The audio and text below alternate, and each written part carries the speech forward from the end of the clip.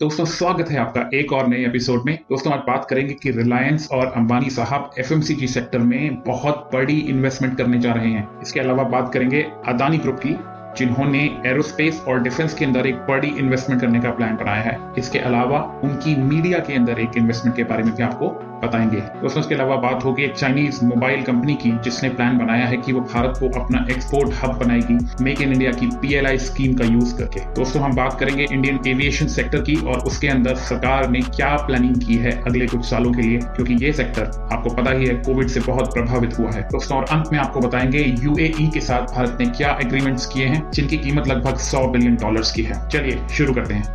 दोस्तों आप जानते होंगे कि भारत की FMCG इंडस्ट्री पर विदेशी ब्रांड्स का कब्जा है, जैसे हिंदुस्तान यूनिलीवर और P&G। इसके अलावा दूसरे ब्रांड्स जैसे नेस्ले, पेप्सिको, कोका कोला भी इंडिया में काफी बिजनेस करते हैं। कुछ कैटेगरीज में भारतीय कंपनी जैसे ITC के ब्रांड्स भी लीड करते हैं, पर ऐसा बहुत रेयर है। तो इस सारी सिचुएशन को फिक्स करने के लिए मुकेश अंबानी सामने आए हैं। जी हाँ, मुकेश अंबानी ने $6.5 बिलियन का प्लान बनाया है। प्लान ये है कि मुकेश अंबानी भारत में लगभग 50 से 60 इंडिपेंडेंट FMCG ब्रांड्स को टारगेट करेंगे।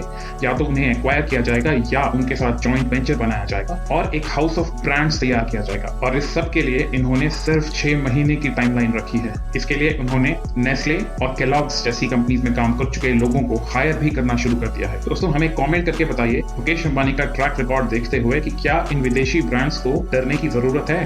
दोस्तों ये खबर थी अंबानी के बारे में और अगली खबर है अदानी के बारे में। मैं क्या करूं, ये दोनों लोग बिल्कुल मान ही नहीं रहे। दोस्तों आपको याद होगा कि अदानी ग्रुप ने कुछ साल पहले डिफेंस और एरोस्पेस के लिए एक कंपनी अलग से बनाई थी, जिसका नाम था अदानी डिफेंस एंड एरोस्पेस। दोस्तों खबर ये है कि अब अदानी ब्रिटिश डिफेंस और एरोस्पेस कंपनीज के साथ कुछ टाइप्स करना चाहते हैं, जिसमें ना सिर्फ जॉइंट वेंचर्स बनेंगे बल्कि भारत में बनेंगे और टेक्नोलॉजी ट्रांसफर भी होगा। अभी कुछ दिन पहले ब्रिटेन के prime minister Boris Johnson India आए थे और उन्होंने अदानी ग्रुप के हेडक्वार्टर्स को विजिट किया था। दोस्तों ये खबर और भी इंपॉर्टेंट हो जाती है जब आप इसे एक दूसरी खबर से मिलाकर पढ़ेंगे, और वो दूसरी खबर है कि भारतीय सरकार ने अपनी मिलिट्री को मॉडर्नाइज करने के लिए 2030 तक $300 बिलियन खर्च करने का प्लान बनाया है। अब आप खुद ही सोचो कि इतना अच्छा मौका अदानी ग्रुप कैसे छोड़ सकता है। इतना बड़ा सरकारी टेंडर निकले और अदानी ग्रुप पीछे रह जाए, भूल जाओ। इसी के साथ दोस्तों मैंने आपको कुछ दिन पहले बताया था कि अदानी ग्रुप मीडिया में भी घुसना चाह रहा है। उस वीडियो का लिंक आपको डिस्क्रिप्शन में मिल जाएगा या फिर वीडियो के ऊपर टॉप राइट कॉर्नर में आपको एज अ कार्ड अटैच मिल जाएगा। तो अब नई खबर ये है कि आपने क्विंट ग्रुप का नाम सुना होगा। ये यूट्यूब चैनल है इनका और एक ऑनलाइन पब्लिकेशन है, न्यूज छापते हैं। इस ग्रुप के अंदर अदानी ने 49% स्टेक खरीद लिया है। ये ग्रुप राघव बहल का है, जिन्होंने इससे पहले रिलायंस को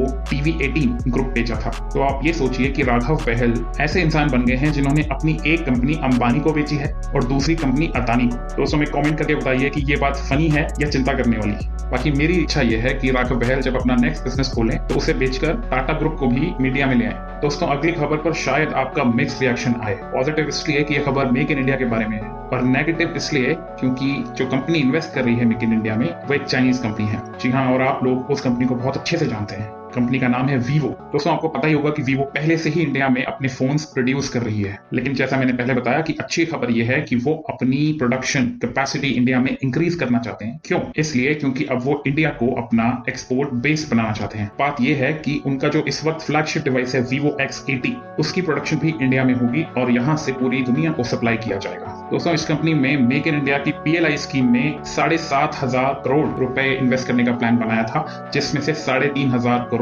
ये ऑलरेडी इन्वेस्ट कर चुके हैं। और जब ये इन्वेस्टमेंट पूरी हो जाएगी तो उस वक्त भारत में वीवो 120 मिलियन डिवाइसेस बनाएगा साल में। उसमें इस वक्त वीवो का इंडिया में मार्केट शेयर जो है वो 15% है। मेरा पर्सनल ओपिनियन है कि कंपनी चाहे चाइनीज हो या जापानी, अगर वो इंडिया में फैक्ट्री लगा रही है तो हमें उसे वेलकम करना चाहिए। क्योंकि आप खुद सोचें कि अगर किसी कंपनी का 100 रुपए का रेवेन्यू है इंडिया में तो 90 रुपए का कॉस्ट है, और ये सारा कॉस्ट इंडिया में खर्च होता है सप्लायर्स को, सैलरीज के लिए, लोगों को, एम्प्लॉइज को। तो ऑल इन ऑल ये एक पॉजिटिव खबर होती है इंडिया के लिए, अगर कोई चाइनीज कंपनी ही इंडिया में फैक्ट्री क्यों ना लगाए। दोस्तों अगली खबर भी अदानी के बारे में है। I am so sorry but मैं क्या करूं, ये नहीं मानते भाई, नहीं मानते। दोस्तों एक स्विस कंपनी है जिसका नाम है होलसेल। ये कंपनी भारत में 2 बड़े सीमेंट के ब्रांड्स ओन करती है, जिनमें से एक है अंबुजा सीमेंट्स, आपने नाम बिल्कुल सुना होगा, दूसरा है ACC। अब ये दोनों ब्रांड्स ये कंपनी बेचना चाह रही है। यह खबर और भी इंपॉर्टेंट हो जाती है जब आप ये सोचते हैं कि भारत में अभी कितनी ज्यादा इंफ्रास्ट्रक्चर स्पेंडिंग हो रही है। सॉरी, क्या कहा मैंने? इंफ्रास्ट्रक्चर? जी, अगर इंफ्रास्ट्रक्चर की अपॉर्चुनिटी है तो अदानी साहब कैसे पीछे रह सकते हैं। दोस्तों, खबर आ रही है कि ऑलमोस्ट पक्का हो गया है कि अदानी ग्रुप ये दोनों ब्रांड्स इस स्विट्जरलैंड की कंपनी होलसिम से $10.5 बिलियन में खरीदने वाले हैं। अदानी ग्रुप बेसिकली भारत के इंफ्रास्ट्रक्चर सेक्टर को डोमिनेट करना चाहता है। एयरपोर्ट्स ले लीजिए, पोर्ट्स ले लीजिए, डिफेंस ले लीजिए, डेटा सेंटर्स ले लीजिए, जहां इंफ्रास्ट्रक्चर की बात होगी वहां अदानी होंगे। दोस्तों, अगली खबर इंडियन एविएशन सेक्टर के बारे में है। भारत के एविएशन मिनिस्टर ज्योतिरादित्य सिंधिया ने कहा है कि 2026 तक भारत लगभग 98,000 करोड़ रुपए खर्च करेगा अपने एयरपोर्ट्स पर, जिसके नतीजे में भारत में ऑपरेशनल एयरपोर्ट्स की संख्या 141 से बढ़कर 200 हो जाएगी 2025-26 तक। इसके अलावा 2 नई एयरलाइंस भी उड़ान भरने की तैयारी कर रही हैं। एक तो राकेश झुनझुनवाला की है आकाशा एयरलाइन, और साथ में जेट का नया वर्जन भी अपने लिए फ्लाइंग लाइसेंस के लिए अप्लाई करके बैठा है, और जल्दी ही आप देखेंगे कि वो भी आसमानों में उड़ान भरते हुए दिखाई देंगे। बाकी आपको पता ही है कि एयर इंडिया वापस टाटा ग्रुप के पास चली गई है। हालांकि उन्हें उसके लिए कोई CEO ढूंढने में परेशानी का सामना है, लेकिन अभी खबर आई है कि उन्होंने उसके लिए CEO ढूंढ लिया है, जो कि सिंगापुर की एयरलाइन स्कूट के एक्स CEO हैं। और वैसे वो न्यूजीलैंड से हैं, लेकिन इससे पहले उन्होंने काफी बड़ी लो कॉस्ट एयरलाइन सिंगापुर की स्कूट उसे हेड किया था। दोस्तों, हमें इस सेक्टर में नई इन्वेस्टमेंट की बहुत सख्त जरूरत है। कोविड ने इस सेक्टर से ज्यादा नुकसान किसी और दूसरे सेक्टर का नहीं किया। दोस्तों, हमें कमेंट करके बताएं कि आपकी फेवरेट एयरलाइन कौन सी है। दोस्तों, अगली खबर भारत में आने वाली इन्वेस्टमेंट से रिलेटेड है। भारत के commerce and industry minister Piyush Goyal ने बताया कि यूनाइटेड अरब अमीरात्स ने लगभग $100 बिलियन की इन्वेस्टमेंट कमिट की है भारत में। ये पैसा मेनली मैन्युफैक्चरिंग और इंफ्रास्ट्रक्चर सर्विसेज में लगाया जाए। उन्होंने ये भी बताया कि 2030 तक ये रकम $100 बिलियन से बढ़कर $250 बिलियन तक पहुंच सकती है। दोस्तों, आपको बता दूं, इसके लिए भारत और UAE के बीच में एक एग्रीमेंट साइन हुआ है, जिसका नाम है India UAE comprehensive economic partnership, इसे सीपा भी कहते हैं। दोस्तों, हमने एक वीडियो में कुछ दिन पहले आपको बताया था कि कैसे UAE ने कश्मीर में इन्वेस्टमेंट करने का कमिटमेंट दिया था। अगर आप वो वीडियो देखना चाहें तो डिस्क्रिप्शन में आपको लिंक मिल जाएगा। दोस्तों, ये थी आज की सारी स्टोरीज। अगर आपको हमारा चैनल पसंद आता है, प्लीज सब्सक्राइब करें और लाइक एंड शेयर करना ना भूलें।